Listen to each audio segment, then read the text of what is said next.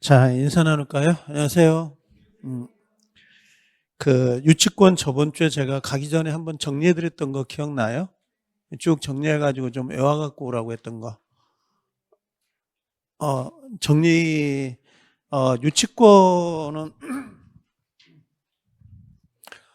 유치권을 제가 한번 저번 주에 정리를 했어요, 이걸. 유치권 자체는 가장 큰 건 어떤 거냐면, 인도 거절권을 유치권이라 그런다 그랬어요. 내가 저번 주에 제 밴드에다 문제를 하나 올려준 게 있었는데 어제 그저께 올렸나? 누가 거기다가 제가 잘못 체크를 해놓은 게 있어가지고 갑이라는 사람이 이렇게 예를 들면 을한테 뭐라고 했어요? 자동차를 수리해달라고 했던 거 기억나요? 자동차를. 그래서 자동차가 여기 와 있었던 거 기억나죠? 이렇게 수리해달라고. 그럼 뭐가 나오죠? 수리비 100만 원이 나온다 그랬잖아요. 이 수리비 100만 원 뭘로 가는 거예요?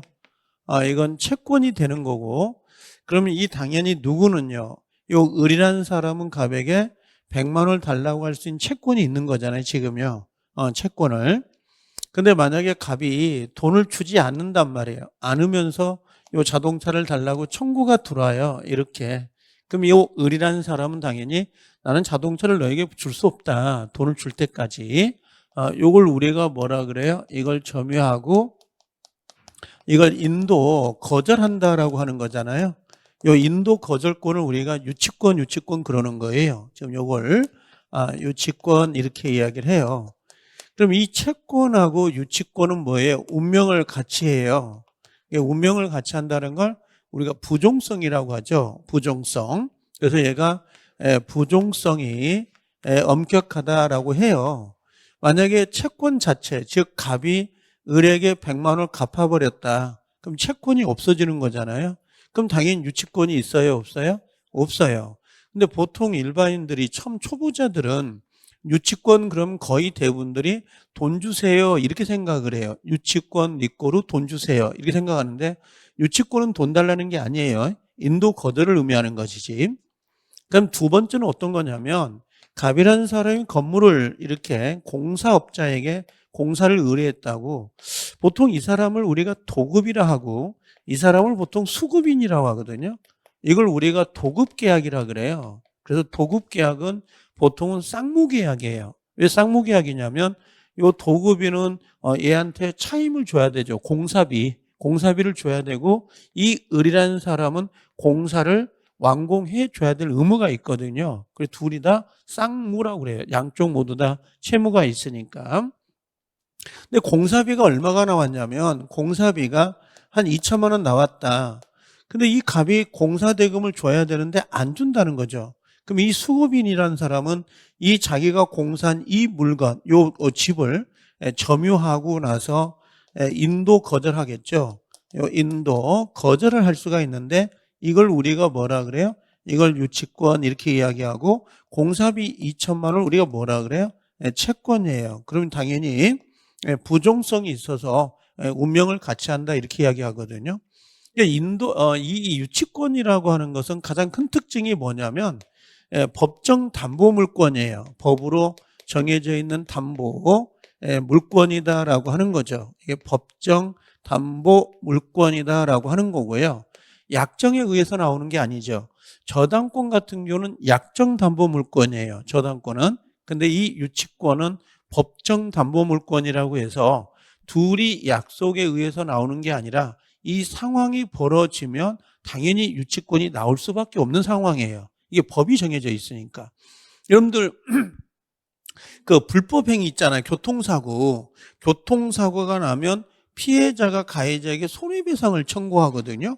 그건 왜 손해배상을 청구할 수 있는 거예요? 둘이 약속한 건 아니죠. 약속한 게 없어요. 무슨 당신이 나를 교통사고를 내라. 그럼 내가 당신한테 손해배상을 청구하겠다. 그런 약속한 적이 없다고. 근데 교통사고가 나면 750조 법률 규정에 의해서 손해배상을 청구할 수 있는 법적 근거가 있어요. 그게 법으로 정해져 있다라고 하는 거예요. 그것도 약정이 아니고. 그럼 이것도 역시 뭐예요? 이런 상황이 벌어지면 이 공사비를 받을 때까지 요 수리비를 받을 때까지 타인 물건을 정당하게 점유하고 인도 거절할 수 있다라고 법이 정해져 있는 거야. 그럼 법정 담보물권이기 때문에 보통 입주권 자체가 동산도 성립되죠. 자동차. 그다음에 이건 부동산이잖아요. 그럼 동산, 부동산 모두 성립되지만 전부 다 등기해야 안 해요. 요 부동산 같은 경우 등기 안 해요. 그 이유가 뭐냐면 법정 담보 물권이기 때문에 유치권이란 등기 자체는 존재하지 않는 겁니다. 이 등기가 안 돼요. 법으로 정해져 있기 때문에 이건. 근데 가끔 헷갈리는 게 뭐냐면 법정 담보 물권인데 이게 그럼 의무 규정은 되냐? 즉 내가 공사비는 나중에 드릴 테니까 집을 먼저 이행해 주시면 안 돼요. 이렇게 할 수 있잖아요. 세탁소에다가 세탁물을 맡겨서 세탁비가 나왔겠죠. 그럼 세탁비를 줄 때까지 세탁소 사장님은 세탁물을 유치할 수가 있거든요. 근데 동네 장사다 보니까 제가 지갑을 안 가져와서 그러니까 세탁물을 지금 가져가고 세탁비는 내일 드릴게요 라고 할 수도 있어요, 없어요? 있다는 거야. 그게 우리가 뭐라고 하냐면 그걸 의무 규정이라 그래요. 그럼 의무 규정은 유치권을 행사할 수 있음에도 불구하고 당사자가 서로 약속을 해가지고 약정입니다. 약정을 해서 유치권을 배제할 수 있어요, 없어요? 있다. 이게 지금 유치권은 법정 담보 물권이지만 의무 규정이기 때문에 다른 약정, 배제 특약이 가능하다. 이렇게 이야기를 하죠. 이런 내용 자체가. 그러면 제가 다시 쓰게 되는데 저번 주에 제가 뭐를 했었냐면 요거 했었어요. 유치권의 성립 요건하고 자 1번에 뭐가 있었어요? 성립 요건이 외워가지고 좀 오시라 그랬는데 첫 번째는 뭐였어요? 타인 물건이어야 돼요. 타인 물건이어야 된다는 거였고 두 번째는 뭐였었어요? 두 번째는 결련성이 있어야 된다 그랬고요. 결련성이 반드시 있어야 되고 세 번째는요. 변제기가 도래해야 되죠. 변제기가 도래하고 있어야 되고 네 번째는 적법 점유이어야 돼요. 요 점유. 그다음에 마지막 다섯 번째가 요 배제 특약이 없어야 돼요. 배제 특약이. 배제 특약이 없어야 유치권이 나오는 거거든. 유치권 자체가.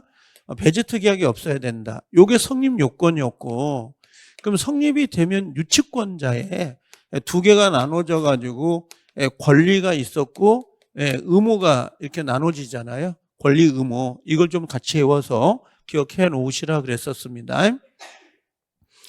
유치권자의 권리가 어떤 거였어요? 첫 번째는 가장 첫 번째가 인도 거절이네요. 그렇죠? 인도 거절권이 있는 거고 그다음 두 번째로는 그 경매를 붙일 수 있다. 경매권이 있었던 거, 경매권이 나왔었던 거고, 세 번째로는 우리가 그 간이 변제 충당권이라고 해서 유치물로부터 직접 변제 충당할 수가 있어요. 그래서 간이 변제 충당권이다라고 하는 거고, 그 다음에 네 번째로는 우리가 그 또 뭐가 있었죠? 과실 수취권이 있었죠. 과실 수취권. 과실 수취권이 하나가 나왔고 다섯 번째는 그 유치물을 사용할 수 있어요. 사용권이 있긴 하지만 승낙을 받거나 보조는 승낙을 받을 필요는 없었죠. 그런 내용들. 그다음에 여섯 번째는 비용 청구가 있었던 거고요. 청구권 이렇게 나왔던 거.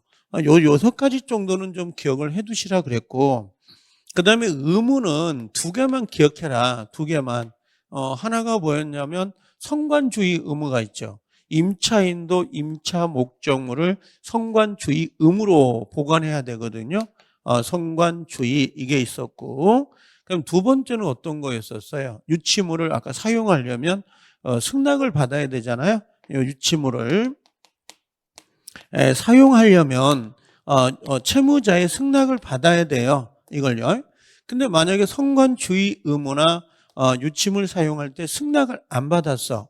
이걸 우리가 뭐라고 하냐면 이걸 위반했다고.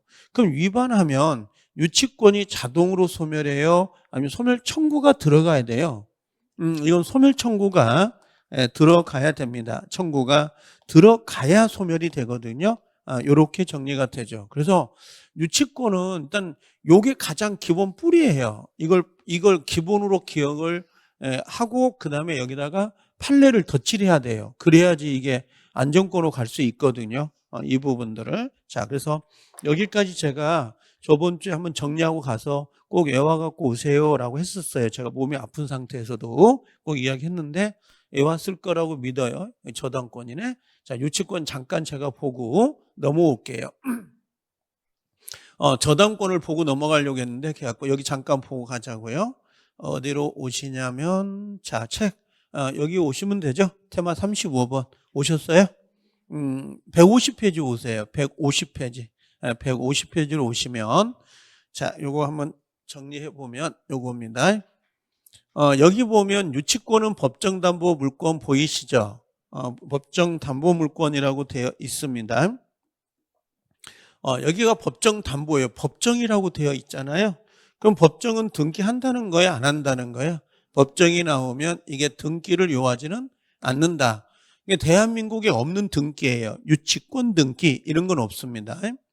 자, 아까 부종성이라고 돼 있죠. 매우 엄격하다 그러는데 부종성을 잘 모르겠다. 부종, 주종 이런 의미예요. 그러면 아까 채권이 있어야 되잖아요. 받을 돈, 채권하고 그다음에 이 목적물에 뭐가 있어요? 인도거절, 인도거절권이다라고 되어 있잖아요. 이렇게 그게 요놈하고 요놈이 운명을 같이 한다 이런 의미예요. 이게 그래서 나중에 가면 이제 불가분성하고 연결되긴 하는데 자, 유치권에 절대 써서는 안 되는 단어가 요 우선 변제권은 절대 쓰면 안 돼요. 무조건 지문에서 우선이 보이는 순간 틀린 걸로 해버리세요. 알겠죠? 유치권은 우선 변제가 절대 없습니다. 그 다음에 요거 물상보증, 요 물상대위 여기 없다라고 돼 있잖아요. 그래서 옆에다가 우물물이 없다라는 거 기억나요? 우물물이 없다. 우선 변제권, 그 다음에 물상대위, 그다음에 물권적 청구권이에요. 물권적 청구권. 이 세 가지는 유치권에서는 인정하지 않아요. 그래서 시험장에 가서 유치권자가 후순위 채권자보다 우선해서 변제를 받을 수 있어요. 이렇게 나오면 틀린 지문이에요. 우선자가 들어가면 무조건 틀린 거예요. 그 다음에 유치권자는 목적물이 멸실 훼손되면 물상대위권을 행사할 수 있다. 돼, 안 돼요? 안 된다고. 이게 전부 다. 또 아니면 유치권에 기한 반환 청구권, 유치권에 기한 방해 제거 청구권, 유치권에 기한 방해 예방 청구권을 행사할 수 있다. 그럼 돼, 안 돼요? 안 돼요. 유치권에 기한 물청을 인정하지 않기 때문에 요 물청이 뭐예요? 반환해 주세요. 반환 청구권, 방해 제거라고 하잖아요. 제거 청구권, 방해 뭐라 그래요? 예방 청구권 이런 게 나오면 무조건 X라고 보시면 됩니다. 이런 건 청구할 수가 없어요. 유치권에 기한 것들은. 자, 유치권에 의의 그러는데 타인의 물건이라고 돼 있거든요. 물건 위에다가 뭐라고 했어요? 부동산도 되고 동산도 돼요. 그래서 유치권은 동산, 부동산 상관없는데 점유한 자가 그랬죠. 점유한 자가 그 물건이나 유가증권에 관하여 여기 관하여 생긴 채권 돼 있죠. 이걸 우리가 뭐라고 하냐면 이걸 결련성이라 그래요. 이 표현이 결련성이 있어야 된다 그러거든요. 유치권은 뒤에 보자고요. 그 채권을 그 비용 채권을 변제받을 때까지라고 돼 있죠. 변제받을 때까지 그 물건이나 유가증권을 유치할 수 있는 권리 유치가 뭐라고 했어요? 유치가 인도 거절할 수 있는 인도 거절권이에요. 이게 유치권이에요. 돈 주세요가 아니라 인도를 거절할 수 있다. 언제까지요? 돈을 줄 때까지. 채권을. 이게 유치권이에요. 그럼 유치권은 첫 번째 뭐냐? 여기 타인 물건 동그라미 치세요. 타인 물건이 반드시 있어야 된다. 그다음 두 번째는 뭐가 있어야 돼요? 결련성 동그라미 치세요. 결련성. 그 다음 세 번째 변제기 동그라미 치세요.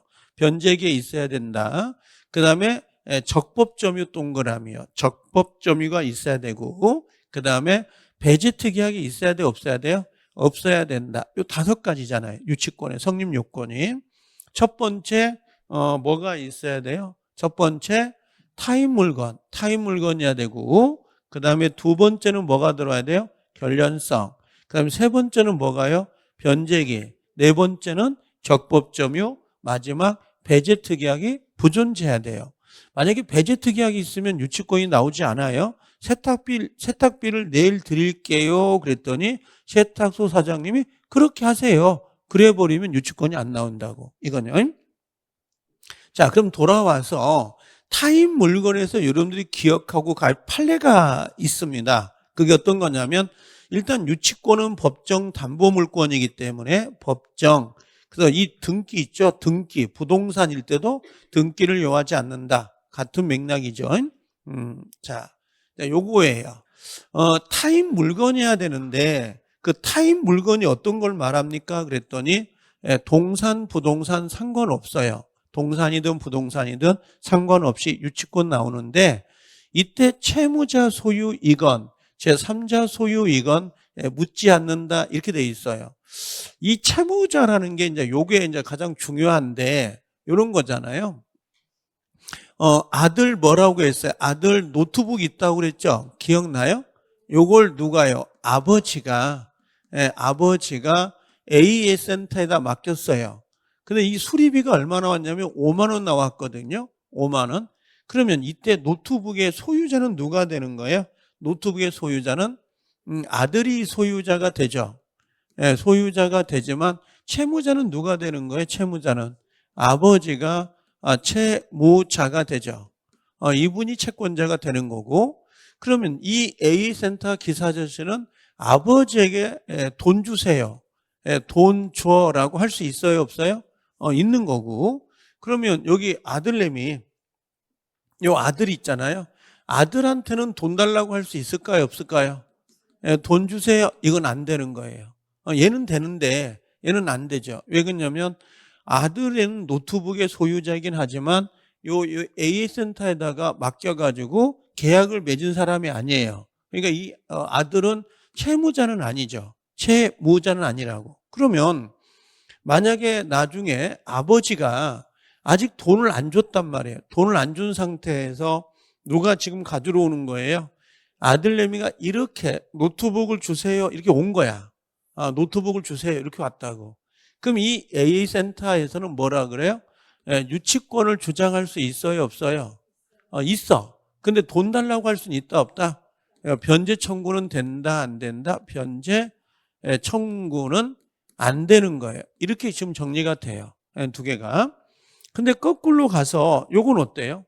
여기 만약에 아버지가 이제 달라고 그래요.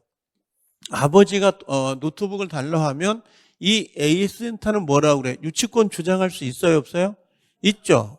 그럼 변제를 청구할 수도 있다 없다? 있다는 거야. 채무자니까. 그래서 상황이 달라요. 두 개가.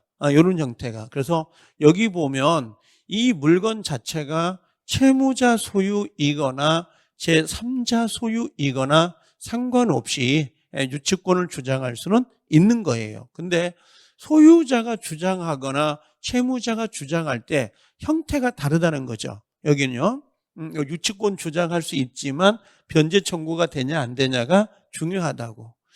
그 다음에 이 도급인의 재료하고 요 수급인의 이 재료가 중요한 이유는 뭐냐면 이런 것 때문에 그래요. 이걸 지어볼게요. 자, 이렇게 만약에 갑이라는 사람이 을이라는 사람한테 건물을 지어달라고 공사를 맡긴 거죠. 그럼 이 사람은 뭐가 돼요? 도급인이 되고 이 사람은 수급인이 되는데 이 수급자가 공사가 됐어요. 완료가 됐는데 얘가 지금 공사 대금을 못 받았어요. 대금을 못 받았을 때 문제는 요거예요. 이 수급자가 이 요 집을 유치할 수 있겠느냐, 유치권을 행사할 수 있겠느냐, 요걸 문제가 되는 거야. 이 공사 대금으로.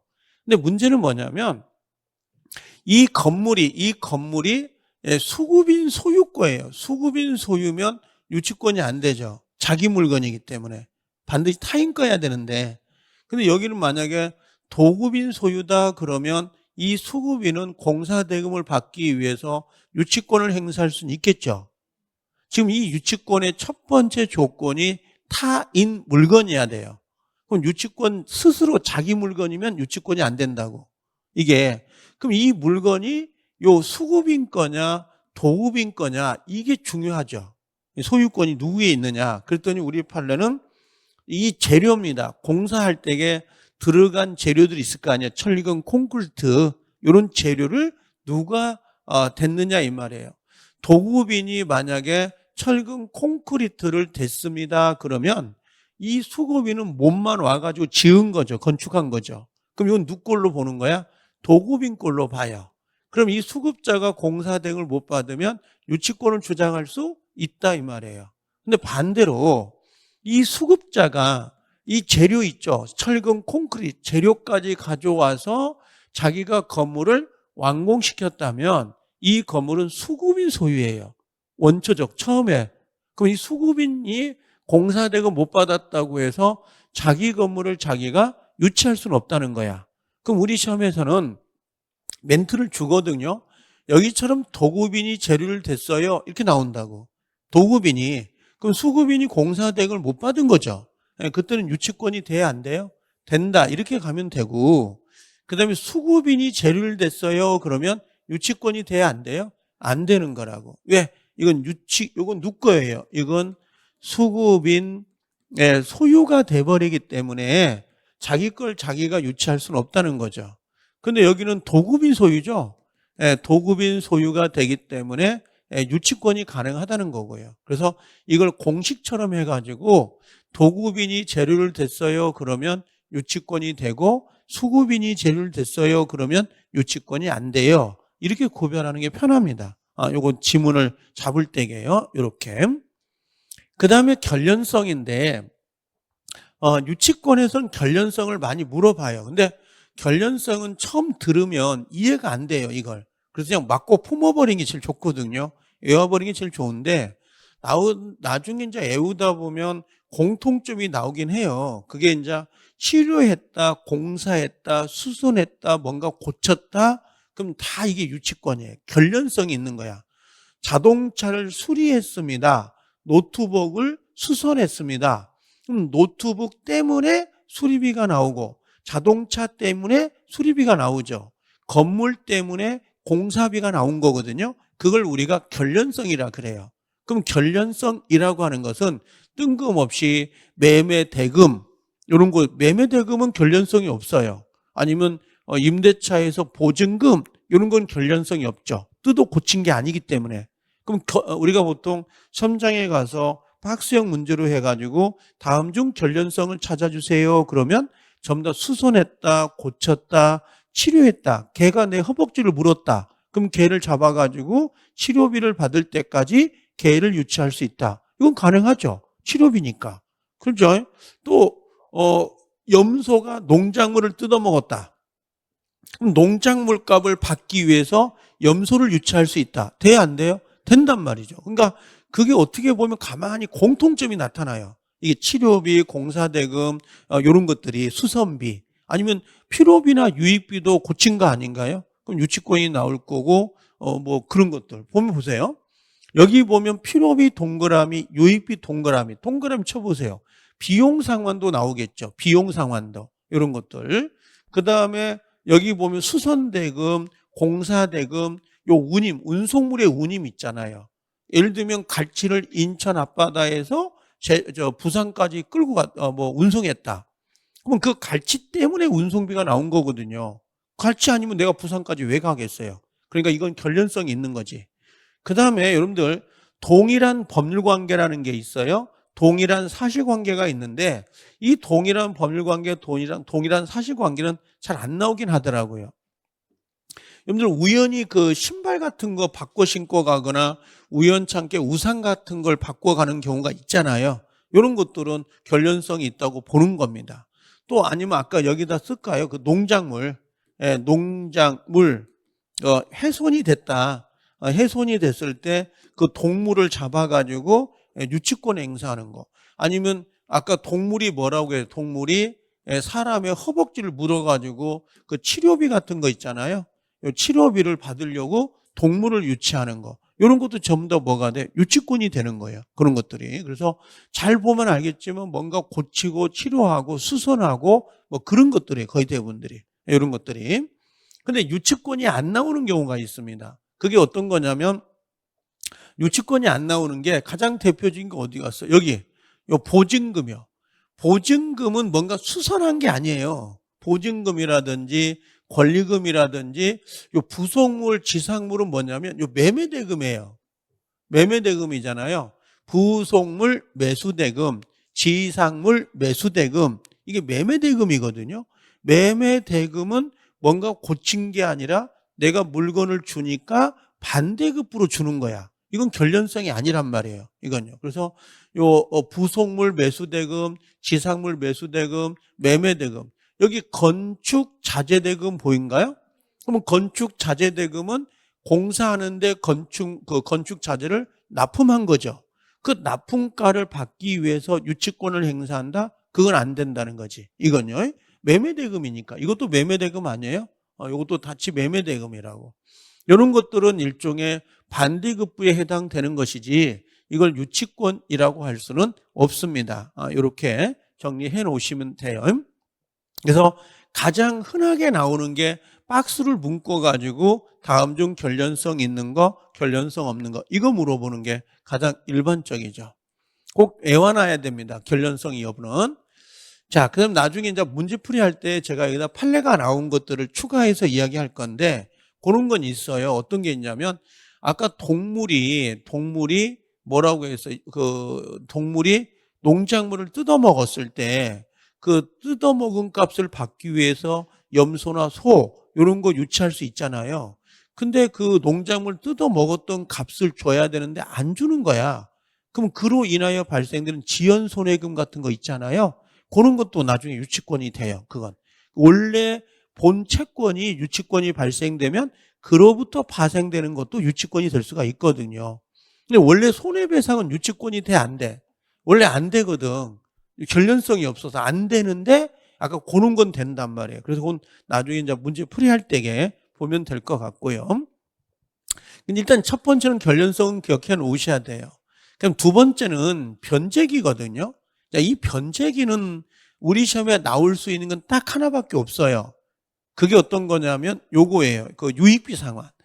여러분 유익비 상환은 법원에서 그 상환 기간을 허용하는 경우가 있어요, 없어요? 있죠. 그러니까 채무자가 저 돈이 없어서 지금 돈을 못 주거든요. 그러니까 내가 한 달 뒤에 아니면 두 달 뒤에 내가 유익비를 드릴 테니까 요 기간을 뒤로 좀 연기해 주세요. 할 수 있어요, 없어요? 있다는 거야. 그래서 여기 보면 법원으로부터 기한에 허여받은 경우 보인가요? 허여받은 경우에는 유치권이 발생할 수 있다, 없다? 있다. 예, 그렇게 정리해 놓으시면 되는데 요것만 조심하면 돼요. 그러니까 우리가 이 제도가 필요비는 허여 제도가 있어요, 없어요? 허여 제도가 이게 없어요. 근데 유익비는 있어요, 없어요? 예, 유익비는 이게 있단 말이에요. 허여 제도가. 그럼 만약에 기간을 뒤로 연기해 버리면 변제기가 도래하지 않잖아요. 그렇죠. 뒤로 연기했으니까. 그럼 유치권이 나오면 돼, 안 돼? 이건 유치권이 나올 수가 없어요. 이렇게 기간을 연장해 버리면 변제기가 도래하지 않은 거니까. 하나 물어볼게요. 여기까지 올 때 혹시 그거 기억나요? 전세권이나 지상권은 전세권, 지상권은 필요비 청구권이 있나요, 없나요? 없어요. 유익비 청구권은 있죠. 그럼 시험장에 가면 이렇게 나올 거예요. 전세권자가 필요비, 유익비는 결련성이 있었죠, 아까. 그럼 전세권자가 필요비, 유익비를 받기 위해서 전세권 목적물을 유치할 수 있다. 그럼 맞아요, 틀려요? 이건 틀리죠. 필요비나 유익비는 결련성이 있어서 유치권이 나올 수 있지만 전세권은 필요비 청구권이 없으니까 필요비를 받기 위해서 유치권을 행사한다. 그러면 안 되는 거지. 이걸 한번 응용한 거잖아요. 근데 만약에 전세권자가 유익비를 받기 위해서 유치권을 행사한다. 이건 되죠. 유익비 상환 청구권이 있으니까. 그래서 그 상황에 따라서 여기 좀 달라진 경우가 있습니다. 그 다음에 유치권은 적법점유여야 돼요. 그래서 그 점유자 회복자 관계에서 도둑놈이 자전거 훔쳐갖고 와서 빵꾸를 때웠어요 했던 거 기억나요? 그럼 도둑놈도 빵꾸 값은 달라고 할 수 있다 없다? 있는데 유치권은 안 된다. 그 이유가 요 적법 점유해야 돼요. 그럼 불법 점유는 유치권이 나오면 된다 안 된다? 안 돼. 그러면 도둑놈은 비용은 달라고 할 수 있지만 유치권 행사가 안 된다. 이렇게 이야기를 해야 되죠. 그렇죠? 도둑놈도 비용 청구 있으니까. 자, 점유는 직접 점유도 되고 뭣도 돼요. 간접 점유도 되는데 이때 요 니은번을 조심할 때 요걸 조심하세요. 요 채무자. 요걸 좀 조심해야 되는데 자, 이게 어떤 거냐면 요런 거였던 거예요. 이게 어떤 거였냐면 자, 갑이라는 사람이 아까 을에게 자동차를 수리해 달라고 맡겼잖아요. 그럼 자동차가 여가 있어. 지금 요렇게. 그럼 이 사람은 자동차를 뭐 하면서 직접 점유하면서 유치권을 주장할 수 있다 없다? 있다 이 말이에요. 직접 점유니까. 근데 만약에 요 을이라는 사람의 카센터가 너무 협소해가지고 병이라는 사람한테 자동차를 점유시켜. 그럼 이 사람이 직접 점유자가 되고 요 을은 뭐가 되는 거예요? 간접 점유자가 된 거 아니에요? 그렇죠? 이 사람이 직접. 그럼 이 사람이 이렇게 유치권을 주장할 수 있다 없다? 있어요. 그래서 유치권자 을은 직접 점유하면서 유치권을 주장하든 간접 점유하면서 유치권을 주장하든 상관이 없다고. 근데 여기서 문제가 되는 건 요거죠. 이 자동차를 채무자에게 맡기는 거야. 채무자를 뭘로 하는 거예요? 직접 점유를 하고 자기가 간접 점유를 하는 거지. 점유하면서 유치권을 주장한다. 이건 된다 안 된다? 안 돼요. 이 유치권이라는 것은 심적 압박을 가하는 게 유치권이거든요. 그렇죠. 돈 안 줘? 그럼 당신 물건 못 주겠다. 이게 유치권인데 지금 이 상황에서는 채무자에게 이미 자동차를 돌려줘 버린 거잖아요. 그럼 심적 압박이 가해져 안 가해져? 안 가해져요. 그럼 유치권이 나올 수가 없어요. 그럼 여기서 보세요. 채무자 보이죠? 채무자를 직접 점유한 경우에는 끝털이 유치권이 된다 안 된다? 안 되는 거야. 근데 반대로 제3자를 직접 점유한다 그러면 유치권이 나와요 안 나와요? 나온다는 거죠. 요게 이제 제3자니까. 그래서 아까 도급인이 재료를 댔어요. 그럼 유치권 나오고 수급인이 재료를 댔어요. 그럼 유치권 안 나오듯이 이것도 같이 그렇게 단순하게 기억하면 편해요. 채무자가 직접 점유했어요. 그럼 유치권 나와요 안 나와요? 안 나오고 제3자가 직접 점유했어요. 그럼 유치권이 나온단 말이에요. 그렇게 기억을 하고 가는 게 가장 편해요. 이 판례를 기억할 때 좋다라고 하는 거고요. 그 다음에 디귿번에 오시면 아까 이야기했던 것처럼 요 불법 점유 보이시죠? 불법 점유자에 대해서는 유치권은 성립되지 않는다라고 되어 있습니다. 그래서 여기 이제 예를 듣는 게 A와 B가 있는데 요 B가 빨간색이에요. B가 보시면 자, 임대차가 해지된 후 보인가요? 이게 포인트예요. 그럼 임대차가 해지됐으면 나가야 돼, 안 나가야 돼요? 나가야 되는데 안 나가고 있으면서 비용을 지출했다고. 이 비용을 보이시죠? 그럼 이 사람은 유치권 돼, 안 돼? 안 되지만 비용 청구는 된다, 안 된다? 비용 청구는 된다 이 말이에요. 그럼 이걸 빗대서 이야기해 볼게요. 여기 와서 만약에 임대차 존속 중 그래요. 존속 중 비용을 지출했다. 이렇게 지출했다. 그럼 이거 어떻게 돼요? 이건요. 이때는 존속 중에 비용을 지출한 거죠. 그럼 이 사람은 비용 청구할 수 있다 없다? 있는 거고 그 다음에 유치권도 주장이 돼야 안 돼요. 이건 주장이 된다고요. 이건 적법 점유였기 때문에 적법한 점유 상태에서 비용을 지출했기 때문에 비용 상환도 되고 유치권도 되는 거예요. 이거는 적법한 상태였기 때문에 자 그렇게 정리를 해 놓으시면 되는 겁니다. 이해되시죠? 그래서 항상 이 문제 답을 찾을 때는 여기를 찾으면 돼요. 요 후를 찾으면 됩니다. 그래서 임대차 해지 후 이 글자가 나오면 비용 청구는 되는데 유치권은 안 되는구나. 이 후자를 가지고 찾으셔야 돼요. 그 다음에 배제 특약은 알 것 같고, 자, 요거 니을보는 이따 좀 정리하자고요. 요건요. 자, 그 다음에 유치권의 권리는 아까 뭐라고 했어요? 인도거절권 보인가요? 큰 게 인도거절권. 유치권의 가장 큰 게 인도거절권이에요. 그럼 이 유치권은, 인도거절권은 누구에게나 주장할 수 있다, 없다? 있어요. 이걸 대세효라 그래요. 대세효. 그래서 여기 보면 대세효라고 해서 채무자, 양수긴, 특히 경락인, 요 경락인에게도 대항할 수 있다. 근데 경락인에게는 변제를 청구할 수는 없다. 이렇게 돼 있거든요. 자, 갑이 집이 있었고요. 이때 을이라는 사람이 공사업자입니다.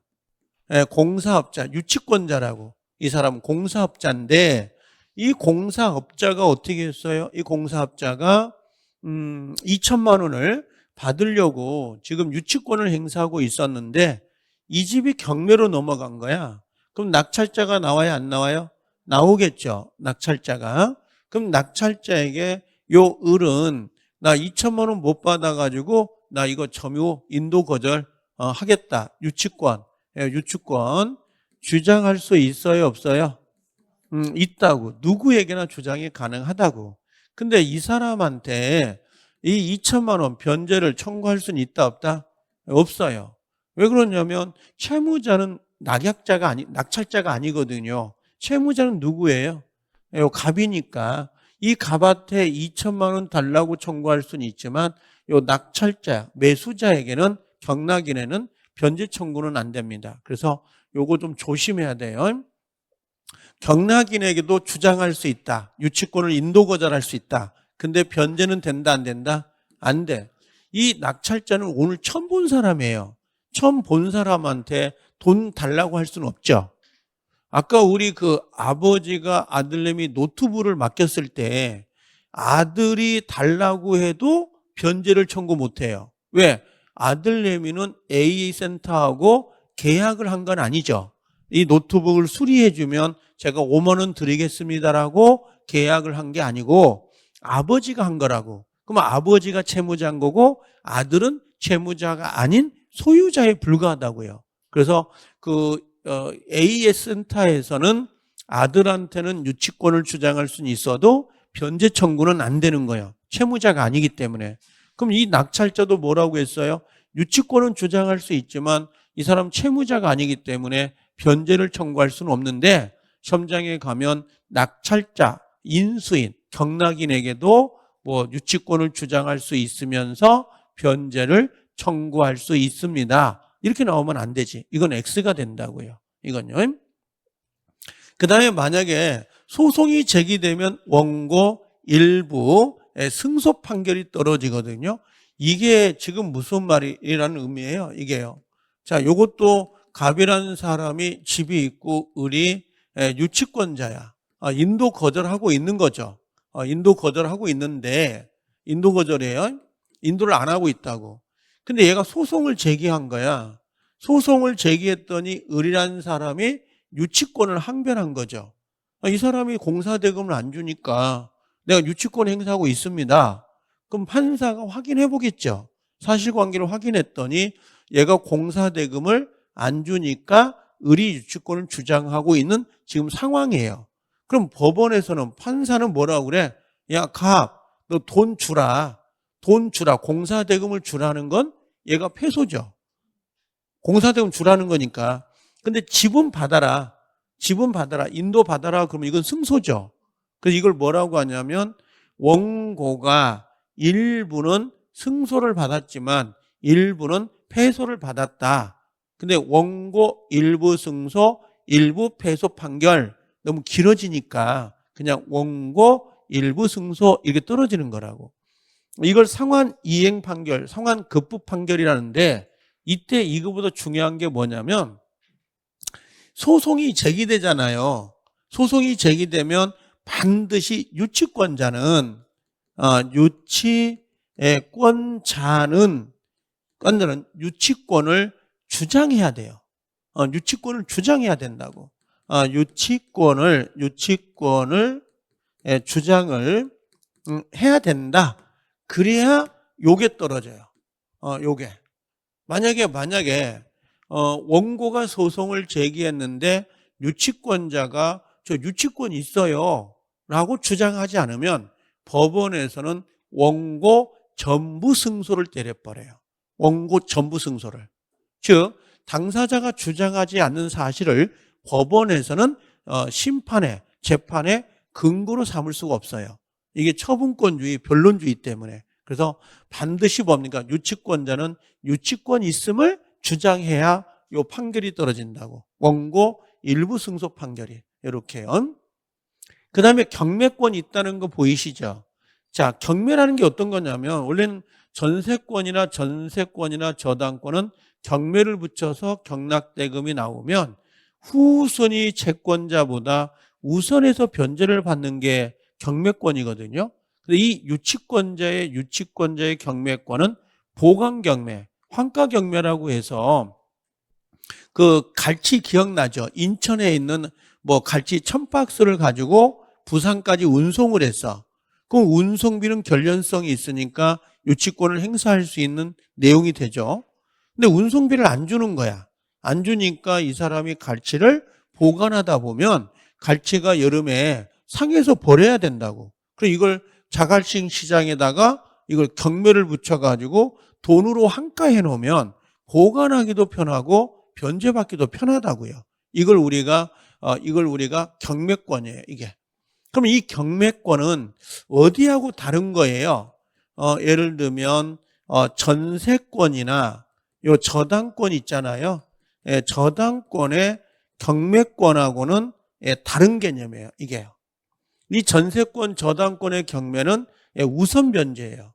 우선 변제를 받기 위해서 경매를 붙이는 거고, 지금 유치권자의 경매권은 아까 이야기했던 것처럼 보관 경매예요. 보관.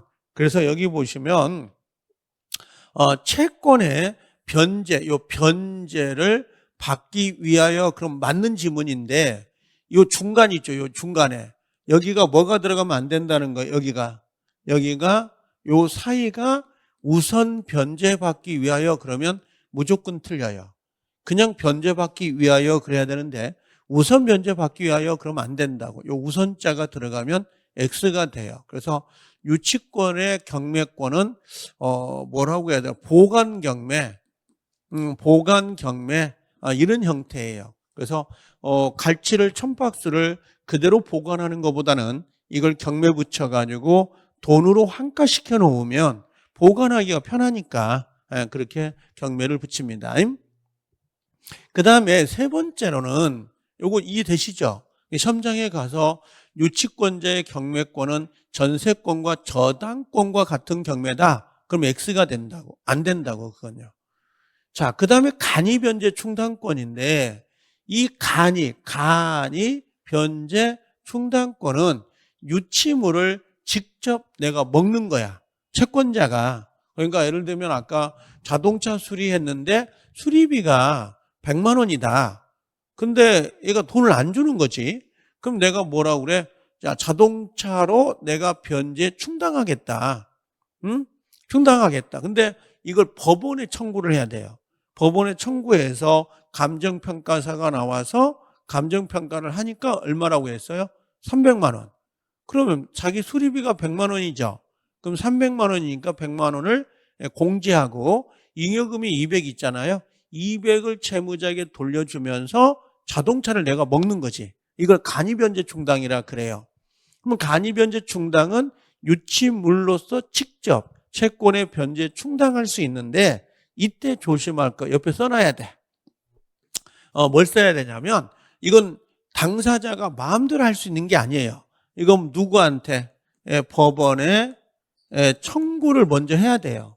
법원의 청구를 받아서 감평을 받아야 돼. 감정평가를 받은 다음에 그 다음에 누구예요? 채무자 있죠? 채무자에게 뭐 해야 돼요? 통지해야 돼, 안 해야 돼? 통지를 해라 이렇게 되어 있습니다. 그래서 간이변제 충당권은 유치물로서 직접 변제 충당할 수 있는데 이때 직접 변제 충당하려면 누구한테? 법원에다가 청구해서 가야 되고 채무자에게도 미리 통지가 되어야 되는 거지 자기가 임의로 할 수 있다 그러면 안 돼요. 이거 우리 시험에서 임의로 이렇게 나온 적이 있어요. 임의로 이게 의로 맞나? 이게 맞아요? 의가 들어가야 돼요? 임의로 그럼 돼 안 돼? 예, 안 된단 말이에요. 임의로 그러면. 그래서 반드시 법원에 청구를 봐야 돼요. 그럼 법원 청구하면 법원서 감정평가사를 선임해가지고 그 자동차의 감정평가를 받아요. 잉여금은 돌려주고 자동차를 먹는 거라고. 근데 가만히 생각해 보면 미리 채무자에게 통지한다고 그랬잖아요. 그것도 심적 압박을 가하는 거예요. 왜요? 채무자에게 야, 너 돈 안 갚으면 내가 자동차 먹을 거야. 미리 알려주는 거지. 그렇죠? 그럼 부랴부랴 갚을까 안 갚을까요? 갚지 안 갚겠어요? 자동차를 뺏기는데. 이런 것들이 이렇게 들어와 있는 거. 그 다음에 과실수취권이라고 되어 있는데 이 과실수취권은 큰 의미가 없어요. 왜냐하면 자동차 같은 걸 누군가에게 빌려줘가지고 사용료가 나오면 그걸로 비용에 충당할 수 있는 건데 문제는 뭐라고 돼 있어요? 이게 과실을 수취하려면 과실을 유치물을 사용할 수 있어야 되잖아요. 이 사용하려면 동의 받아야 돼, 안 받아야 돼? 받아야 돼. 실제는 과실수취권이 쉽지가 않아요. 이게. 근데 단 여러분들이 알 건 요것만 알아두라고요. 어떤 거냐면 유치물의 과실이 금전이다라는 거 보인가요? 예, 금전이에요. 금전을 수취하여 다른 채권자보다 먼저 채무의 변제를 충당할 수 있다 없다? 있어. 그럼 잡아요. 아까 유치권은 우선 변제권이 있어요 없어요? 없죠. 우선 변제권이 없는데 여기 보니까 먼저란 말 보인가요? 예, 먼저 취득해서 변제 충당할 수 있다 그러면 먼저라는 의미가 우선 같지 않아요? 그렇죠? 그러니까 유치권은 겉으로는 우선 변제권이 없는데 내부적으로는 이렇게 우선 변제권을 인정하는 사례가 있는 거예요. 그래서 이게 이 지문은 조문이거든요. 예, 그대로 좀 기억해 놓으세요. 그래서 금전일 때는 먼저 취득해서 변제 충당할 수 있고 만약에 과실이 하나 덧붙이면 과실이 금전이 아니고 요 금전이 아니고 만약에 물건이었다. 취득이 물건이었으면 이건 또 경매해야 돼요. 이건 내가 먼저 못 먹어요. 그러니까 유치물의 과실이 물건일 때는 경매를 청구해야 되고 유치물의 과실이 금전일 때는 자기가 먼저 변제 충당할 수 있다고요. 이 차이점이 좀 있습니다. 물건일 때하고 금전일 때. 잘 안 나오는데 한번 살짝 써놓고 지나가다가 읽고 가시면 괜찮죠. 자, 유치물 사용권이에요. 자, 유치물을 사용하려면 뭐라고 했어요? 유치물 사용권은 원칙은 유치물을 사용할 수 있다 없다? 없어요. 안 되는 거예요. 자동차를 카센터 사장님이 마음대로 타고 다니면 돼요? 안 돼요? 안 되지. 그죠? 그럼 누구의 승낙을 받아야 돼요? 채무자의 승낙을 받아서 사용할 수 있다. 이렇게 돼 있다고요. 다만 요건 별표시. 니은번 보존을 동그라미 쳐요.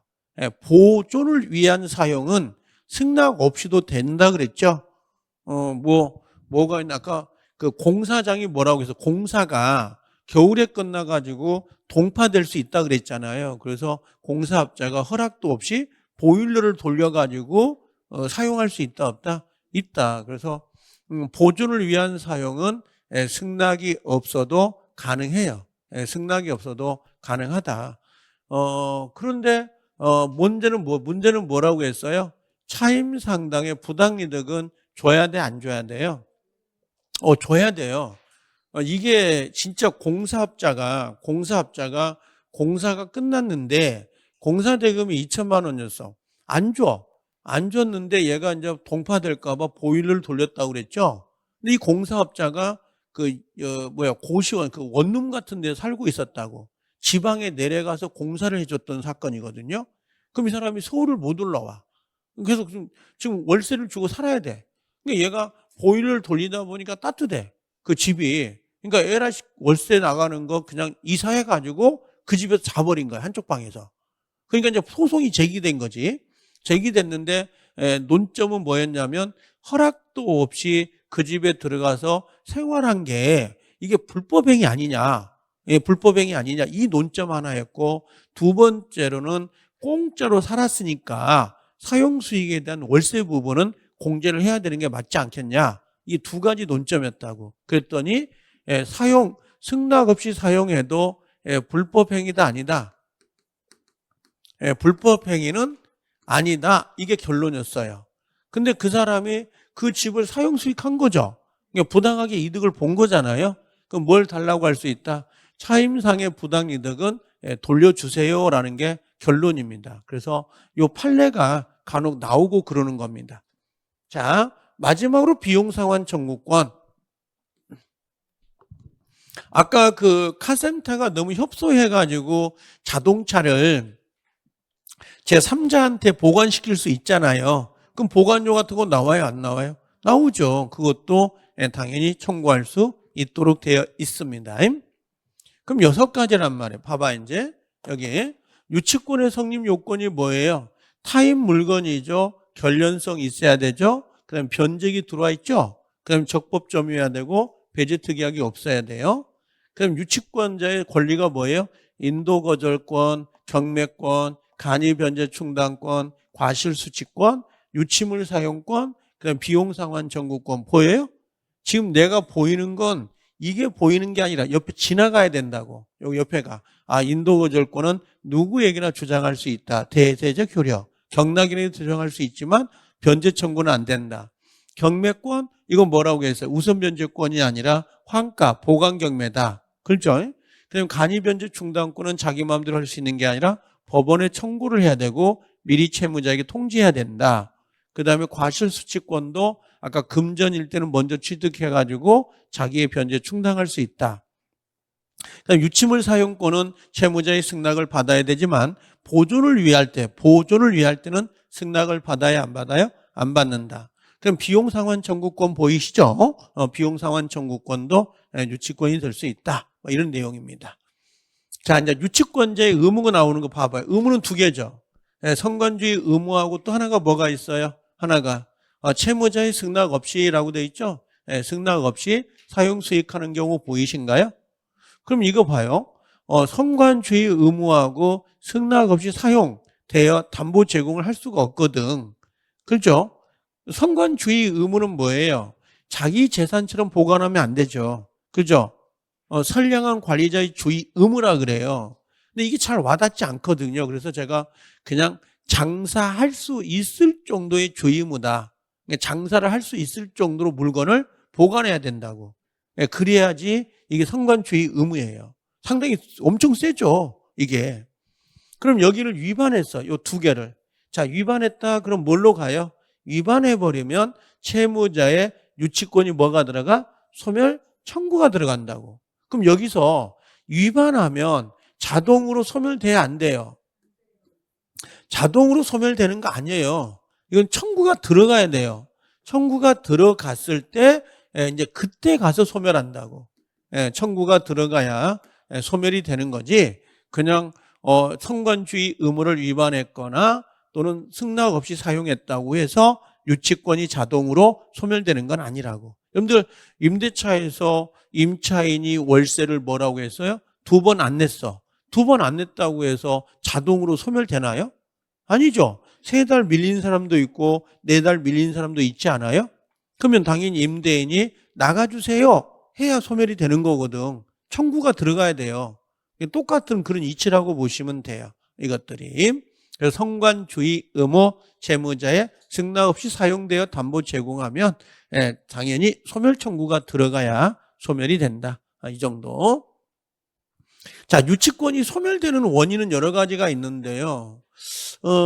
소멸되는 건 뭐가 있을까? 유치권은 소멸시 안 걸립니다. 여러분들 유치권은 소멸시 안 걸리죠. 그럼 우리 물권에서 소멸시에 걸리는 게 뭐라고 했어요? 지지했던 아니에요. 지상권, 지역권, 전세권, 소멸시효 걸린다. 3개만.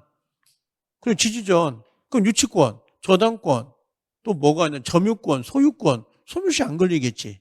반대로 해석하면. 지지전만 걸리니까. 지상권, 지역권, 전세권만 걸리는 거니까. 그 다음에, 요건 체크해 놓으세요. 2번요. 피담보 채권. 아까 수리비 채권. 채권이 소멸하면 뭐는 걸려요? 당연히 유치권 없어지죠. 근데 이때 조심할 건 있어요. 유치권을 행사하고 있다 하더라도 채권은 돈 받을 권리잖아요. 소멸시효가 진행된다 안 된다? 진행됩니다. 알겠죠? 그래서 내가 만약에 수리비 채권은 소멸시효 기간이 보통 1년이거든요. 1년인데 유치권을 행사하고 있으면서 1년 동안 한 번도 돈 달라고 해본 적이 없어. 채권을 행사해 본 적이 없다고. 그럼 채권을 행사해 본 적이 없다면 당연히 채권은 소멸돼 버린다고. 그럼 주가 없어져 버리니까 유치권이 종이거든요. 그럼 유치권도 소멸돼 버리지. 부종성 때문에. 그러면 유치권을 행사하고 있다 하더라도 간헐적으로 채권을 행사해서 돈을 주세요라고 해야 돼, 안 해야 돼? 해야 된다는 거야. 그러니까 여기서 유치권을 쭉 행사를 해요. 얘가 1년이라고. 1년. 그럼 유치권은 지금 행사 중이죠. 행사 중이 있는데 그럼 유치권이 나오게 된 게 얼마라고 했어? 아까 수리비. 100만 원이잖아요. 그렇죠? 근데 100만 원을 한 번도 1년 동안 행사한 적이 없어. 한 번도 돈 달라고. 그럼 이 유치권자는 유치권을 행사하고 있으니까 당연히 뭔가 계속 언젠간 돈 주겠지라고 생각했던 거지. 그런데 이 채권은 어떻게 돼요? 이 채권은 소멸시효에 걸린단 말이에요. 1년짜리가. 그럼 채권이 소멸시효가 걸려버린 거야. 없어진 거라고, 채권이. 채권이 없어져 버리면 유치권도 어떻게 돼? 없어진다고. 그럼 유치권을 행사하고 있다 하더라도 채권은 소멸시효가 진행된다 안 된다? 진행된다고요. 그래서 유치권을 행사하고 있다 하더라도 채권은 소멸시효가 진행되기 때문에 채권의 소멸시효를 중단시키려면 간헐적으로 돈 달라고 해야 된다고. 그럼 돈 달라고 했어. 그거 어떻게 해요? 무시되고 다시 1년. 돈 달라고 했어. 없어지고 다시 1년이 진행된다고. 이게 소멸시효거든. 이게. 그래서 유치권을 행사하고 있어도 이 채권의 소멸시효 진행에 영향을 미치지 않는다라고 하는 것은 채권은 소멸시효가 진행된다 안 된다? 시효가 진행된다. 이 말과 같은 거예요. 이거 엄청 중요한 지문입니다. 이 지문 자체가. 그 다음에 이 타담보 제공은 좀 기억해 놓으세요. 이 타담보는 누가 제공하는 거예요? 채무자가. 그래서 뭐 다이아몬드 반지를 주면서 자동차를 좀 달라고 하면 채권자가 뭐 그렇게 해라. 자동차 가져가고 다이아몬드 반지가 뭐가 돼요? 담보가 되는 거지. 이게. 그래서 타담보를 제공해요. 타담보를 제공하면 당연히 뭐예요? 유치권의 소멸을 청구할 수가 있어요. 다만 조심할 건 타담보 제공은 누가 하는 거예요? 채무자가 하는 거거든요. 그럼 채무자가 했을 때 누구의 승낙이 있어야 돼? 채권자의 승낙. 요게 있어야, 승낙이 있어야 소멸이 가능해요. 근데 만약에 채무자가 타담보를 제공하는데 채권자가 안 돼요 그래 버리면 안 되는 겁니다. 이건요. 그렇게 정리를 해 놓으시면 됩니다. 자, 그래서 유치권의 소멸사유다라고 하는 거 있죠. 이렇게 정리를 해 놓으시면 되고요. 마지막이 점유상실이 있는데 어디 갔네? 지워졌네. 밑에 점유상실 보이죠? 유치권에서 점유가 상실돼 버리면 당연히 유치권은 소멸이 돼 버립니다. 그렇게 정리해 놓으시면 돼요. 자, 이렇게 정리하면 되고요. 여기 하나만 풀어 주실래요? 여기 어디 오냐면, 자, 35-3번 한번 와볼래요? 이게 가장 어려우니까 뒤에 문제 보면. 자, 보이신가요? 자, 여기 볼게요, 한번. 여기 보면 갑의 건물을 임차는 을입니다. 임차인이네. 임차인 을은 자, X 건물을 보존 개량하기 위해서 병으로부터 건축 자재를 외상으로 공급받아 가지고 수리가 완료됐어요. 그럼 건물은 누구 거예요? 갑고고 여기 공사업자는 을. 그러면 자재를 납품한 사람은 누구예요? 병. 그러면 여기서 결론은 이거네. 얘는 유치권 행사가 돼야 안 돼요? 되죠. 공사대금이니까. 그럼 얘는 자재대금이죠. 그럼 유치권 행사가 돼, 안 돼? 안 돼. 이제 그걸 먼저 정해놓고 하는 거야. 아까 건축 자재대금은 결련성이 없어. 매매대금이니까. 그럼 유치권이 나오면 안 되지. 자, 1번. 자, 틀린 것은 자, 을이 병으로부터 외상대금을 지급하지 않으면 병은 X금 답이 그냥 나와. 유치권 돼, 안 돼요? 안 된다고. 그리고 건축 자재대금은 유치권이 행사가 안 된다고. 무슨 말인지 알겠죠? 예. 그래서 이 유치권 행사가 안 됩니다. 병은. 자, 그다음에 2번에 자, 공사업자는 갑이 수리비를 상환할 때까지 X 건물에 대해서 유치권을 주장할 수 있다. 맞죠? 공사업자는 공사대금은 결련성이 있으니까 유치권 행사가 가능합니다. 자, 세 번째. 자, 을은 갑의 승낙 없이 X 건물을 제3자에게 담보로 제공할 수 있다, 없다? 없어. 아까 이야기했지만 유치물을 사용하려면, 그죠? 사용하고 담보 제공, 뭔가 하려면 채무자의 승낙 받아야 돼, 안 받아요? 채무자의 승낙을 받아야 가능하거든. 이게 승낙을 받아야 된다고, 이게. 자, 그 다음에 4번에 을은 수리비를 상환받기 위해서 X 건물을 경매에 붙일 수 있다. 맞죠? 근데 여기다 혹시 여기 중간에가 우선이란 말이 들어가면 안 된다고. 우선 상환받기 위하여 우선이 보이는 순간 틀려버려요. 유치권자는 우선이란 말이 들어오면 조심해야 된다고. 항상. 우선자가 그거 하나만 알아도 답을 찾을 수가 있다고. 뒷걸음치다가. 자, 그 다음 이건 경매 청구권 있어요. 경매권. 5번 만약 X 건물을 갑으로부터 양수한 정이 을에게 X 건물을 반환을 청구합니다. 지금 양수했다는 건 새로운 소유자, 신소유자죠. 그럼 신소유자에게도 유치권을 행사할 수 있다, 없다? 있다. 대세적 효력. 누구에게나 유치권을 주장할 수 있다. 그래서 여기는 대세적 효력이 있는 거예요. 누구에게나 유치권을 주장할 수 있다. 그렇게 정리해 놓으시면 됩니다. 이 문제 아시겠어요? 그럼 35- 여기 1번 있잖아요. 1번은 건축자재를 빼버리자 이거지. 그럼 자 2, 3, 4, 5가 중요해 안 중요해요? 중요하죠. 이건 우리는 알잖아요. 이건 빼버려요. 이건 빼버리고 2, 3, 4, 5가 중요하다고. 그럼 2, 3, 4, 5를 계속 되씹어 봐야 된다고. 그래야 2, 3, 4가 다시 나오지 뭐 1번 답 찾는 게 중요하지 않다고. 이 문제는요. 자, 그렇게 정리해 놓으시면 됩니다. 그래서 저번 주에 끝나기 전에 했던 거 한번 다시 확인해 본 거니까 요 유치권은 무조건 조심해야 돼요. 한 문제 아니면 두 문제가 배정되기 때문에 유치권은 꼼꼼히 좀 봐줄 필요가 있습니다. 자, 좀 쉬었다 오세요, 이제.